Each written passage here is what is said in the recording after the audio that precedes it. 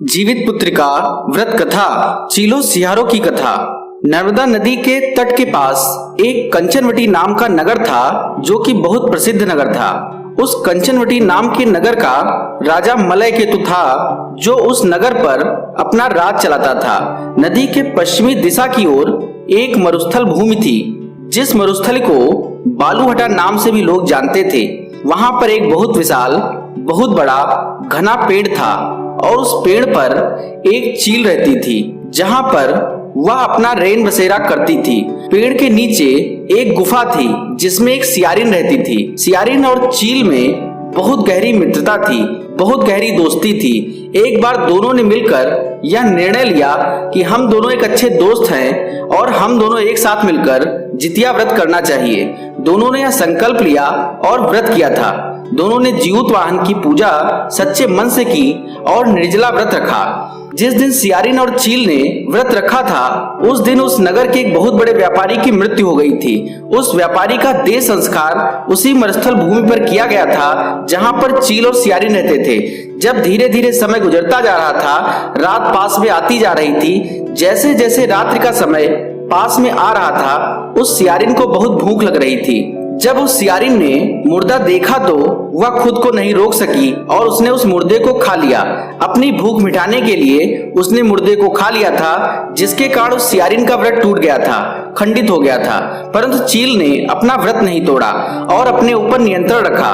दूसरे दिन चील ने उस व्रत का पारण किया, पूरी विधि विधान से व्रत का पारण करके भोजन किया था। सियारिन और चील का जन्म अगले जन्म के लिए होता है। सियारिन और चील एक ब्राह्मण के घर में जन्म लेती हैं। वह दोनों ब्राह्मण के घर पर पुत्री के रूप में जन्मी थी। दोनों आपस में बहनें थी। उस ब्राह्मण का नाम भास्कर था। जो चील थी, वह बड़ी बहन के रूप में पंडित के यहाँ, ब्राह्मण के यहाँ जन्मी थी। उस जन्म में चील का नाम सीलवती रखा गया था। जो सीलवती थी, उसकी शादी उसके पिता भास्कर ने एक व्यक्ति जिसका नाम बुद्धि सिंह था, उसके साथ कर दी थी। भास्कर ब्राह्मण के घर पर सियारिन ने छोटी बेटी के रूप में जन्म लिया था और भास्कर ब्राह्मण ने उसका नाम कपूरावती रखा था। भास्कर ब्राह्मण ने अपनी छोटी बेटी का विवाह नगर के राजा मलय केतु से कर दिया था। छोटी बहन कपूरावती उस नगर के राजा की पत्नी होने से उस नगर की रानी बन गई थी। उस नगर का नाम कंचनवटी था।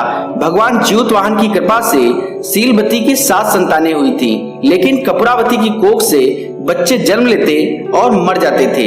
इस तरह से कपूरावती की कोई भी संतान नहीं थी। समय बीतता गया और सीलवती के 7 पुत्र बड़े हो गए थे।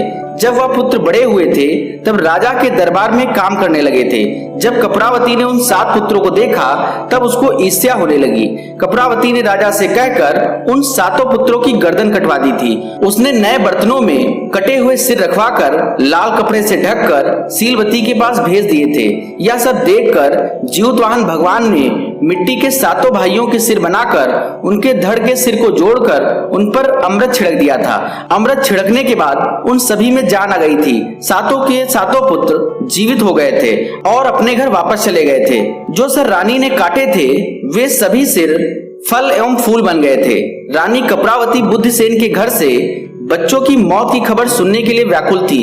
जब बहुत समय बीत गया और कपूरावती के पास उन 7 भाइयों की मौत की खबर नहीं आई, तब कपूरावती स्वयं अपनी बड़ी बहन के घर गई। जब कपूरावती अपनी बड़ी बहन के यहाँ पहुंची, तो उसने सभी भाइयों को जिंदा देखा तो उसे बड़ा आश्चर्य हुआ। कपूरावती उन सभी भाइयों को जिंदा देखकर बेहोश हो गई थी।